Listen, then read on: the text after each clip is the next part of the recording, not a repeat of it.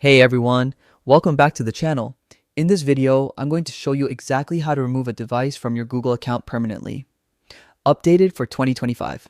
If you've noticed a phone, tablet, or computer still showing up on your Google account and you're not using it anymore, this quick guide will help you disconnect it safely and protect your privacy.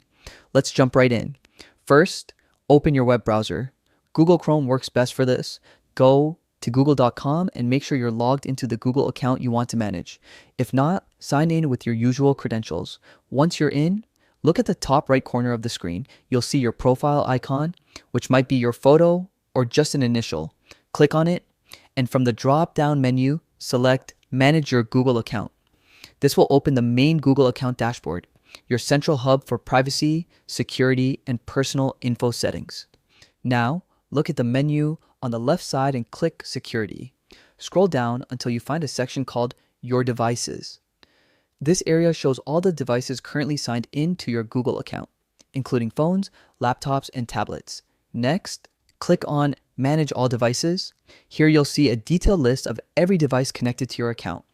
Take a moment to review them carefully and identify the one you want to remove. Once you find it, click on that device's name. You'll then see an option that says Sign Out. Click Sign Out, and Google will ask for confirmation. This step ensures you're not accidentally removing the wrong device. Confirm your choice, and just like that, the device will be permanently removed from your Google account. From now on, that device won't have access to your emails, Google Drive, or any other linked services unless you sign in again manually. And that's it. You've successfully removed a device from your Google account. This is an easy but very important step in keeping your personal information secure, especially if you've lost a device, sold it, or just want to make sure your old phone isn't still connected.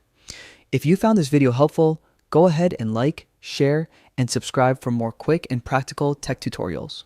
Drop a comment below if you have any questions. I'm always happy to help. Thanks for watching, and as always, stay safe, stay secure, and I'll see you in the next one.